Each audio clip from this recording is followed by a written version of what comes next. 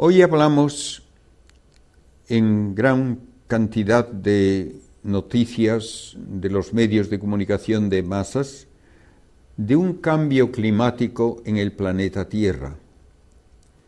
Creo que es interesante que nos demos cuenta de que la Tierra es habitable por una serie de condiciones de su atmósfera, de los océanos, de su temperatura, de todo cuanto ocurre incluso en el plan geológico, la actividad de los volcanes, lo que nos viene del espacio, cuerpos que chocan con la Tierra, rayos cósmicos, radiaciones diversas. Todo esto influye en que la Tierra sea habitable a largo plazo.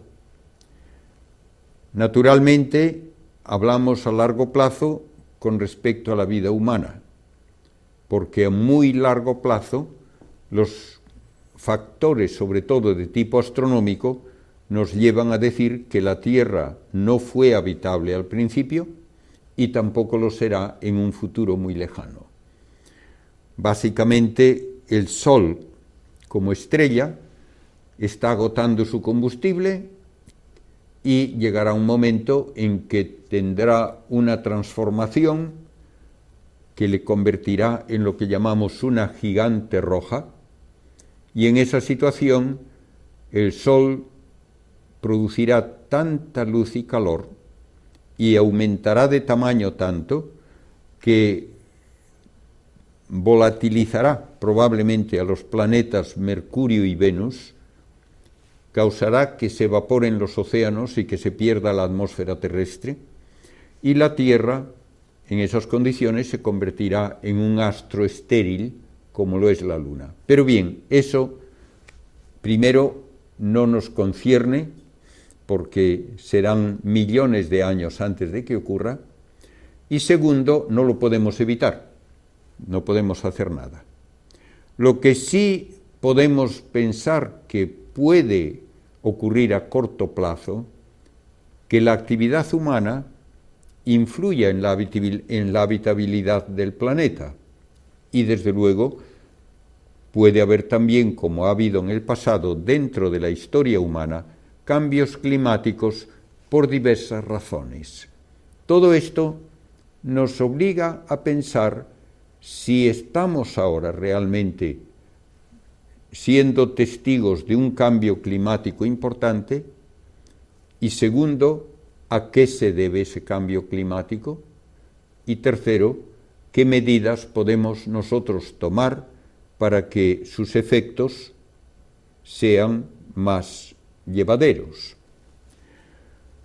La Tierra, a lo largo de miles de millones de años, ha tenido cambio climático muy drástico en diversas ocasiones. Primeramente, la Tierra original no tenía atmósfera. Su temperatura era, por lo tanto, en la parte donde el Sol brillaba, probablemente de varios cientos de grados sobre cero, y en la parte no iluminada por el Sol, tal vez de 200 grados bajo cero. La primera atmósfera terrestre que arropó al planeta se debió sobre todo a erupciones volcánicas, que producen gran cantidad de anhídrido carbónico, y el anhídrido carbónico, en lo que llamamos el efecto de invernadero, atrapa el calor del Sol y produce una temperatura más uniforme en todo el planeta, porque esa especie de colcha de aire caliente afecta a todo el planeta, no solo donde está brillando el Sol. La Tierra original tampoco tenía agua, y recibió el agua sobre todo por la caída de miles y millones de núcleos de cometas. El agua tiene también este efecto de invernadero. En realidad, en el momento actual, se calcula que más del 60% del efecto de invernadero que hace habitable a la Tierra se debe al vapor de agua. El anhídrido carbónico, el metano, otros gases contribuyen mucho menos. A lo largo de muchos millones de años ha ido disminuyendo la cantidad de anhídrido carbónico en la atmósfera. Por otra parte, ha ido aumentando la cantidad de oxígeno y también probablemente la cantidad de vapor de agua. El resultado es que desde hace miles de años la atmósfera terrestre ha mantenido una temperatura bastante uniforme durante todo el planeta, con unas variaciones de pocos grados. Pero una variación de pocos grados ya puede ser suficiente para que se dé una época glacial. Se ha calculado que bastaría un cambio de 2 grados o 3 para que hubiese una época glacial si disminuye la temperatura en esa cantidad, o para producir, por el contrario, una época, podríamos decir, tropical si aumenta la temperatura. ¿Cómo podemos saber cuáles eran las temperaturas en la antigüedad? Una de las maneras de hacerlo, la más obvia, es estudiando fósiles. ¿Qué tipo de plantas ocurrían en un momento determinado en una zona determinada de la Tierra? Otra manera que puede incluso aplicarse donde no hay fósiles de plantas es el estudio de las proporciones de dos tipos de oxígeno, dos isótopos de oxígeno. El oxígeno normal tiene 16 partículas en el núcleo, pero hay un oxígeno pesado que tiene 18. La proporción entre esas dos formas de oxígeno depende de la temperatura cuando se forma, por ejemplo, el caparazón, la cáscara de una almeja o un coral. Con todos estos métodos y también con el estudio de muestras de hielo que se extraen hasta de kilómetros de profundidad en la Antártida y en Groenlandia, sobre todo, se puede reconstruir la historia de los cambios climáticos en la Tierra. Y tenemos que aceptar que ha habido en varias ocasiones periodos glaciares, incluso en épocas en que había mucho anhídrido carbónico en la atmósfera. De modo que no es sencillamente el cambio climático algo que se atribuye automáticamente a la cantidad de anhídrido carbónico. Ha habido otros factores y todavía no los sabemos en detalle. Hoy hablamos mucho de este cambio climático, sobre todo en cuanto pensamos que la actividad humana, sobre todo la industria que produce gran cantidad de anhídrido carbónico, como es la industria que utiliza el carbón y el petróleo para producir energía, que eso va a llevar a que se fundan todos los glaciares, las capas de hielo que hay, sobre todo en Groenlandia y en la Antártida, que esto va a cambiar el nivel de los océanos y que todo ello nos obliga a tener ya una responsabilidad mucho mayor para no continuar contaminando la atmósfera con los productos de estas centrales de carbón o con el uso del automóvil, que quema los combustibles fósiles. El calor de la Tierra lo recibe del Sol, y esto es la fuente principal de todos los factores que afectan el clima. Se absorbe la energía del Sol más que nada en las zonas tropicales, y el agua caliente lleva ese calor luego, por ejemplo, en la corriente del Golfo, hacia Europa, por la costa de Groenlandia, a las Islas Británicas y luego hacia España, y corrientes frías también distribuyen esa agua fría de los océanos en las zonas polares por todo el Pacífico. Y ahí se dan de vez en cuando variaciones como el que llaman el Niño y la Niña, que causan cambios de gran intensidad, sobre todo en la costa oeste de Sudamérica. Todo esto se ve influido a lo largo de muchos millones de años por la disposición de los continentes. Naturalmente, si estaban antes unidos Sudamérica y África, no podía haber esas corrientes que hoy hay. Y los cambios climáticos de épocas pasadas, en gran parte, parecen atribuibles a estas corrientes oceánicas. Hay también actividad volcánica, y la actividad volcánica puede contaminar la atmósfera. Y naturalmente, si hay gran cantidad de anhídrido carbónico y de polvo de los volcanes, pueden darse fenómenos que todavía no podemos especificar en detalle, porque si aumenta la temperatura, aumenta la evaporación de los océanos. Hay entonces más anhídrido carbónico porque lo sueltan los océanos, y hay también más agua. Y todo esto atrapa más calor.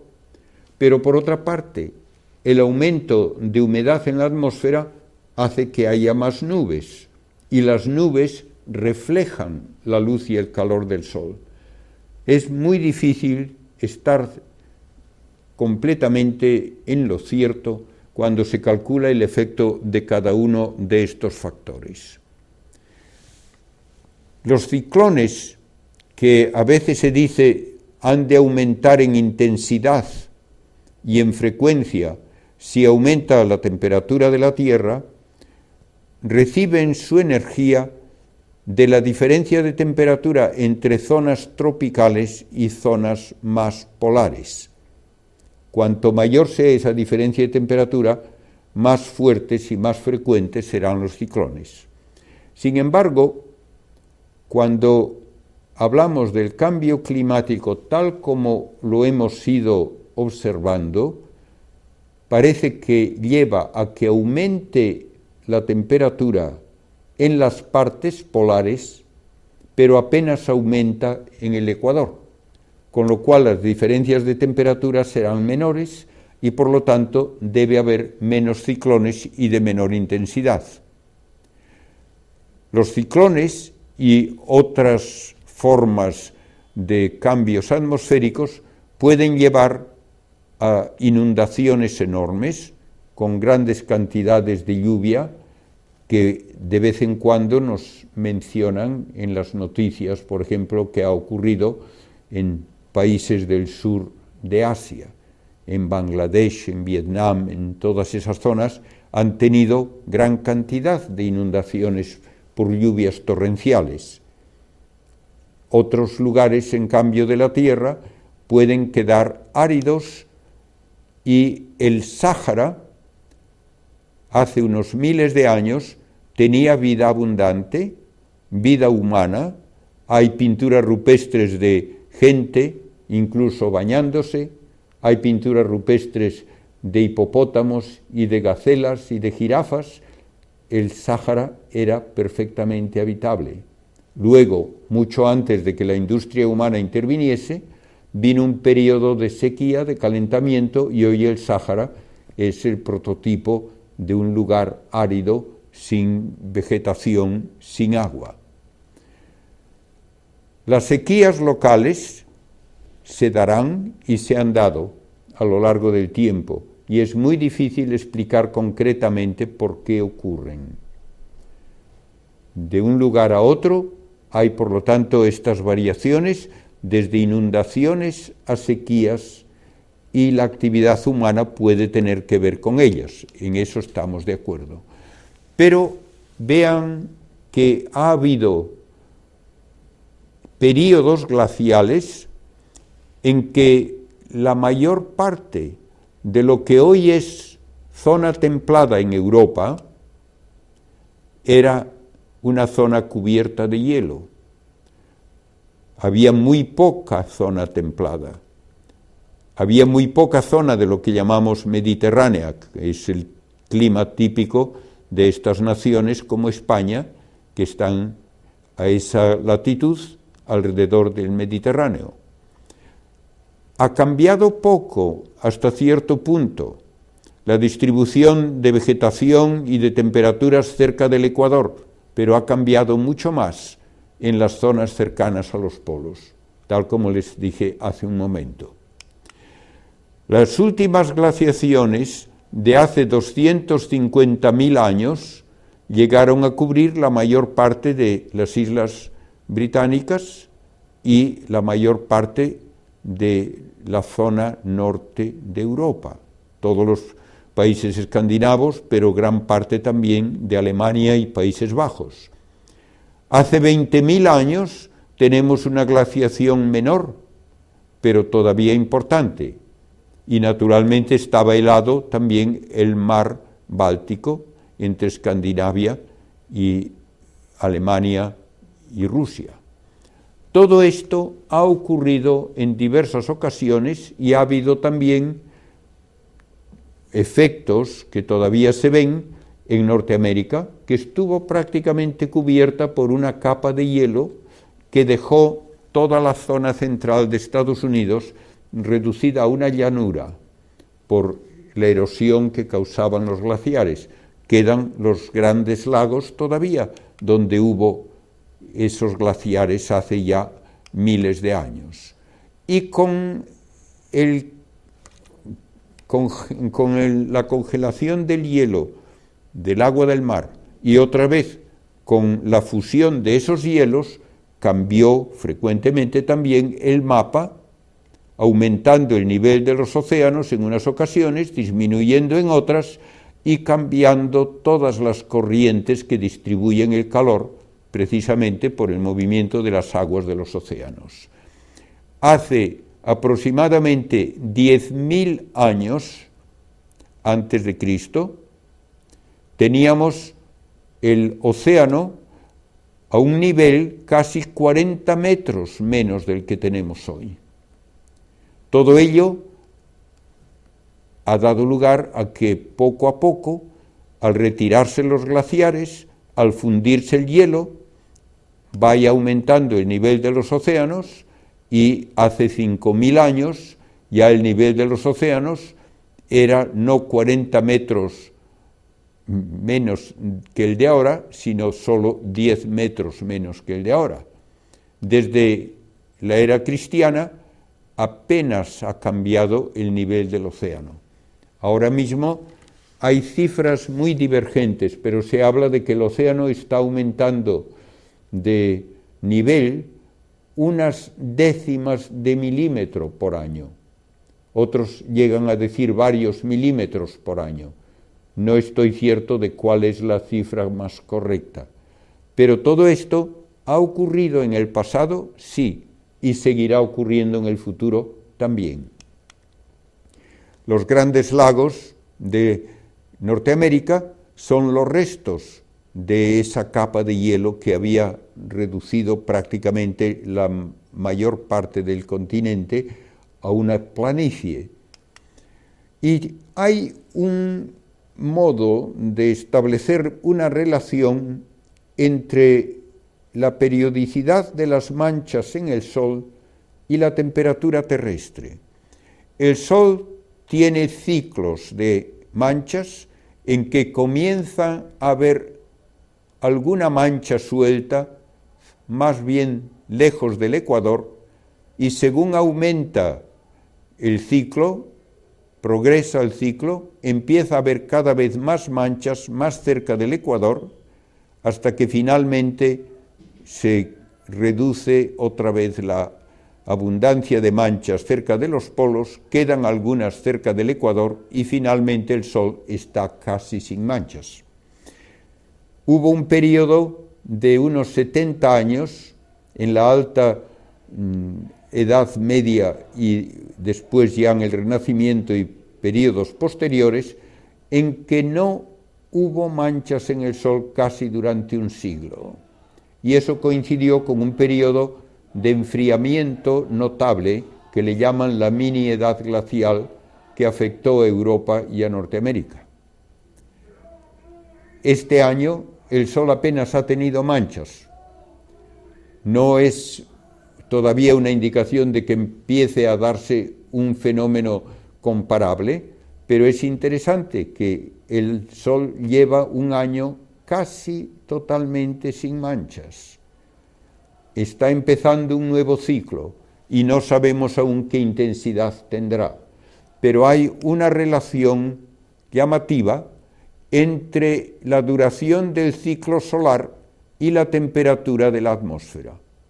La temperatura puede cambiar alrededor de medio grado en sincronización con los ciclos de las manchas solares.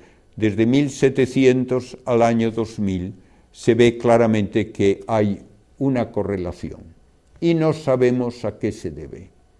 Porque el que el Sol tenga manchas parece que debe afectar muy poquito el nivel de energía que produce. Hay algunas hipótesis de que estas manchas controlan también el número de rayos cósmicos que llegan a la Tierra, porque afectan el magnetismo terrestre, y el número de rayos cósmicos influye en que se formen nubes con mayor o menor abundancia. Estamos hablando, pues, de causas extraterrestres que nosotros no podemos controlar y que a lo largo de muchos años parece han tenido un influjo sobre la atmósfera y sobre el clima de la Tierra. Actualmente hablamos de cómo aumenta el calor que atrapa el anhidrido carbónico en términos de la abundancia de anhidrido carbónico, y podemos reconstruir la historia de ese fenómeno desde hace unos 150.000 años. Fíjense que hay una cosa un poco llamativa. El cambio en la temperatura atmosférica alcanza un pico un poco antes de que alcance el pico el anhidrido carbónico. Y esto ocurre varias veces. Parece que hay un desfase en que primero aumenta la temperatura y luego aumenta el anhidrido carbónico. No al revés. Esto se atribuye a que hay en el océano 500 veces más anhidrido carbónico que en la atmósfera, y cuando se calienta el océano lo suelta. Pero claro, si hay este efecto, primero tenemos que preguntarnos por qué se calienta primero el océano, y esto ha ocurrido desde hace 150.000 años, por lo tanto tiene que ser por causas que tienen poco que ver con la actividad humana. Ahora la actividad humana puede ser que influya, y los datos que tenemos indican que desde el año 1898, digamos en números redondos, desde el año 1900 hasta el presente, la temperatura media de la Tierra ha aumentado en 6 décimas de grado, con un margen de error de 2 o 3 décimas. El aumento ha sido casi exclusivamente entre 1900 y 1940. Por tanto, antes de que hubiese la enorme proliferación de automóviles y de industria que caracteriza la segunda mitad del siglo XX. Aumentó la temperatura antes de que aumentase la industria de una manera llamativa entre 1900 y 1940. Desde 1940 hasta 1975 hubo un periodo de enfriamiento. Yo tengo un libro publicado por la Academia de las Ciencias en Estados Unidos, publicado el año 1977, en que hay artículos que proponen la hipótesis plausible de que estamos a punto de comenzar una nueva época glacial. O sea que hace 30 años se pensaba que íbamos hacia una nueva época glacial, porque la Tierra se estaba enfriando.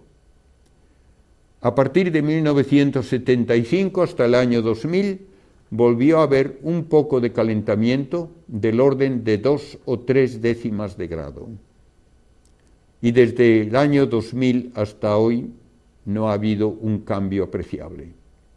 De modo que tenemos que juzgar críticamente afirmaciones como que los últimos años son los más calientes en la historia del planeta. Eso no es verdad. Entre otras cifras que se pueden mencionar, desde el año 800 al año 1300, la temperatura en Europa y en Norteamérica, que es donde tenemos mejores datos, fue de unos 3 a 5 grados superior a la que hay hoy. No es verdad que estamos en la época más caliente de la historia humana. En aquella época, que se llama el óptimo medieval, se cultivaba y se recogía gran cantidad de vino en Inglaterra. Se cultivaban granadas y aceitunas en Alemania. Y cuando los vikingos fueron a Groenlandia, le llamaron Greenland, que significa tierra verde. Estaba cubierta de pastos, pudieron hacer asentamientos allí durante varios siglos, llegaron a tener incluso sus iglesias y una diócesis, y luego vino una época de enfriamiento, la mini edad glacial de los siglos XVII, XVIII y XIX, en que el hielo destruyó esos asentamientos y no sabemos a qué se debió ese fenómeno. De modo que ha habido épocas de calor, una alrededor de la época de Cristo, del enflorecimiento máximo del Imperio Romano, luego una época de frío, que algunos historiadores creen es responsable en parte de las invasiones de los bárbaros del norte, que buscaban terrenos más cultivables y más fértiles en las zonas templadas. Luego tenemos el óptimo medieval, 5 siglos de temperatura superior a la de ahora. A continuación, la mini edad glacial de los siglos XVII y XVIII, que dura casi hasta el XX, calentamiento de 1900 a 1940, enfriamiento de 1940 a 1975, un poco de calentamiento luego hasta el año 2000. Como ven, no es fácil el establecer una explicación coherente de todos estos cambios y mucho menos todavía de qué efecto tiene el ser humano con su actividad en todos ellos. El hombre contribuye a que cambien las características de la tierra y contribuye desde el momento en que empieza la agricultura, porque el hombre naturalmente premia el cultivo de plantas útiles para su alimentación o para el ganado, y esto causa que se destruyan otras plantas que terminan siendo consideradas inútiles o nocivas. Aun así, en los últimos tiempos, el uso de fertilizantes ha reducido en gran parte la necesidad de mucho terreno cultivable, por lo menos en países desarrollados. En Estados Unidos, por ejemplo, desde 1920 ha ido aumentando la superficie de bosques porque cada vez hace falta menos terreno para producir todos los alimentos que necesita el país. Estados Unidos produce gran cantidad de emisiones de anhídrido carbónico porque es un país fuertemente industrializado, pero tiene ya tantos bosques que solamente los bosques de la zona oriental de los Apalaches en Estados Unidos consumen más anhídrido carbónico que todo lo que produce el país. Y hoy día resulta un tanto paradójico que el mayor problema para la emisión de anhídrido carbónico se da en países poco desarrollados donde sigue quemándose la madera para tener simplemente un combustible con que cocinar. Naturalmente, esto debería cambiar con el desarrollo económico, con el desarrollo industrial, un desarrollo que debe hacerse y que debe controlarse, no solo para que no se dañe al planeta, pero también para que toda la humanidad tenga lo suficiente de alimentos y de todos los recursos de cuidados médicos, de educación, etc. A veces se habla de que la Tierra tiene ya demasiados habitantes para sus recursos. Esto es muy discutible. He tenido la oportunidad de asistir a un congreso en Filadelfia hace 3 años, donde en la misma sesión del congreso 2 estudios científicos diferían totalmente en lo que decían acerca de la posibilidad de alimentar a la población mundial. En uno de los trabajos se afirmaba que la Tierra no puede sostener a largo plazo el número de gente que ahora hay. Somos más de 6.000 millones y que como máximo la Tierra debería tener unos 4.000 millones. En cambio, el trabajo siguiente, calculando las reservas de agua potable, las posibilidades de producción de alimentos, las posibilidades de producción de energía, llegaba a la conclusión de que la Tierra puede sostener por lo menos 20 veces más habitantes que los que hoy tiene. Yo no soy quien para juzgar el valor de cada una de esas presentaciones, pero quiero simplemente afirmar que no hay una unanimidad en ese caso, ni mucho menos. El hombre también influye naturalmente en las condiciones de la Tierra, utilizando extensiones de terreno para su habitación, para ciudades. Ya desde antiguo la ciudad de Roma era una ciudad extensa. Hoy podemos hablar de la enorme megalópolis que es Nueva York y sus alrededores, y todo esto influye por lo menos en el clima local. Y naturalmente, si hay suficiente terreno como en una ciudad que absorbe gran cantidad de calor del sol y que no produce oxígeno ni consume anhídrido carbónico por las plantas, sino que lo produce también, todo esto puede tener un efecto a largo plazo.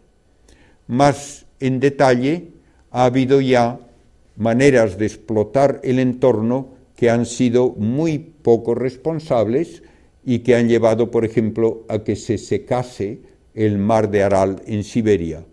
Por otra parte, se hacen de vez en cuando pantanos, como el de Asuán en Egipto, que sí hacen más habitable, por lo menos, ese entorno y que recogiendo agua contribuyen a que otras zonas sean fértiles. El problema final que se encuentra siempre al hablar de cambios climáticos es que hace falta producir energía. Necesitamos energía para el transporte, para la iluminación, para la fabricación de productos necesarios, para producir fertilizantes, para prácticamente todas nuestras ocupaciones que permiten una vida humana digna. La alternativa a producir energía es volver a la edad de piedra. Y nadie, lógicamente, quiere eso, ni sería tampoco legítimo el imponer a país alguno el que no pueda desarrollarse. La energía que más utilizamos en su forma más flexible es la energía eléctrica. Y esta energía eléctrica se puede obtener de diversas maneras. Hoy se habla mucho de la energía fotovoltaica, obtener la electricidad mediante células que captan la luz del sol. Naturalmente esto es muy positivo, pero tiene también sus limitaciones. El sol no brilla 24 horas cada día y no brilla con igual intensidad en todas las partes de la Tierra. Por lo tanto, aunque haya fuentes de energía solar, en general es necesario tener otra fuente independiente que funcione cuando no hay sol o que funcione simplemente en países donde el sol no es suficientemente intenso durante la mayor parte del año. Esta energía del sol también uno tiene que tener en cuenta que no se produce sin gasto energético previo. La fabricación de las placas solares consume gran cantidad de energía y esas placas solares han de cubrir extensiones grandes de terreno que podrían estar cultivadas. No es una solución totalmente sin problemas. La energía atómica tiene muy mala prensa porque inmediatamente se piensa que eso lleva a bombas atómicas, a bombas nucleares. Sin embargo, debemos ser realistas. En Estados Unidos, una cuarta parte de toda su energía la producen las centrales nucleares y no han tenido ni un solo accidente mortal en más de 50 años. Francia produce casi 3/4 partes de su energía con centrales nucleares. En España se ha renunciado, en parte por presiones terroristas, a la energía nuclear y estamos comprándole en cambio a Francia la energía que necesitamos. Rusia, a pesar de todo lo que han dicho en contra de las centrales nucleares de Occidente, ha tenido también centrales nucleares y sigue teniéndolas, y es el único país donde se ha dado un accidente que causó víctimas humanas. De modo que hay que tener en cuenta que no puede producirse energía de ninguna manera que no tenga algún efecto desagradable. El efecto desagradable puede ser de tipo estético. No me gusta ver los molinos de viento que producen energía en lo alto de los montes. No me gusta ver un pantano porque eso cambia el entorno. No hay manera de producir energía sin que haya algún efecto que uno podría llamar desagradable. Tenemos que pesar los pros y los contras de cada forma de producir energía. Estamos quemando gran cantidad de combustibles fósiles y con razón se dice que contaminan mucho, así es. Incluso se puede decir que aunque no contaminasen, es un despilfarro el utilizar combustibles fósiles que son insustituibles para gran cantidad de la industria actual, prácticamente para la producción de plásticos, de medicamentos, de abonos, hace falta la materia prima que son los combustibles fósiles. De modo que es muy deseable que no se agoten y para eso hay que encontrar alternativas. La producción de energía hoy día en gran parte se hace mediante combustibles fósiles, el carbón, el petróleo. Esto contamina la atmósfera, produce gran cantidad de anhídrido carbónico y de polvo y en lo posible debería evitarse ese efecto secundario. Pero hay además otra razón para querer buscar otras fuentes de energía. Los combustibles fósiles son una fuente de materia prima que no puede derrocharse quemándolos.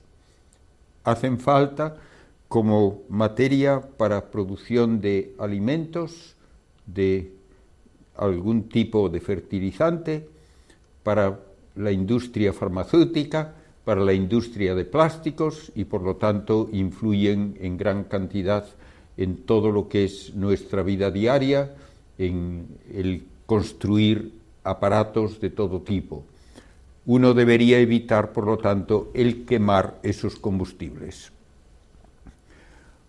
Hay otras causas de cambio climático que ya he mencionado, pero que no podemos controlar, como por ejemplo erupciones volcánicas. Se han dado casos como el de la erupción del Krakatoa en las islas de la Sonda en Indonesia, donde durante la erupción se emitieron a la atmósfera tantos miles o millones de toneladas de polvo y de gas que afectó incluso a las puestas del sol en Europa durante varios años. El resultado de toda esta actividad, tanto humana como natural, es que va aumentando la cantidad de anhídrido carbónico en la atmósfera y ha aumentado en unas 50 partes por millón desde 1958 al año 2000. Todo esto puede naturalmente influir también en el crecimiento de las plantas. Cuando hay más anhídrido carbónico, las plantas pueden crecer más rápidamente y el resultado total es muy difícil de evaluar, de saber qué es lo que más favorece o daña al entorno de la Tierra. Se ha hecho una extrapolación que bastantes autores discuten a partir del calentamiento que desde 1850 al año 2000 es una fracción de grado, para decir que con este ritmo va a continuar a darnos varios grados más para el año 2050. Creo realmente que lo que tenemos aquí de un cambio de una fracción de grado hasta el presente no justifica la extrapolación a varios grados en los próximos 50 años. Uno podría decir que también aquí se podía haber extrapolado que iba a continuar de esa manera y no lo hizo. Por lo tanto, es bastante discutible todo lo que se puede calcular con modelos de ordenador que no tienen una base de datos suficientemente amplia para ser fiables. Mientras tanto, está aumentando la cantidad de anhídrido carbónico en la atmósfera, pero ya no es ahora una cuestión de que un país solo contribuya la mayor parte. Hace 50 años se podía decir que Norteamérica contribuía el 45% del anhídrido carbónico que emitido en la atmósfera. Ahora Norteamérica solo contribuye el 27%. Tenemos países como Rusia, como China, que están contribuyendo cada vez más porque se están industrializando rápidamente, y otros países en vías de desarrollo siguen contribuyendo también, aunque sea solo por quemar madera. De modo que hay una cantidad de factores que tienen que discutirse por su impacto económico, por su impacto en el nivel de vida de las diversas zonas del planeta y por su impacto también en el cambio climático. Todo esto es algo muy difícil de cuantificar en detalle y de predecir en el futuro.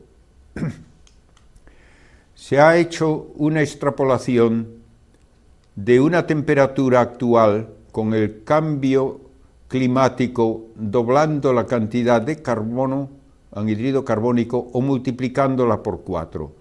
Estas extrapolaciones, una vez más, son bastante discutidas.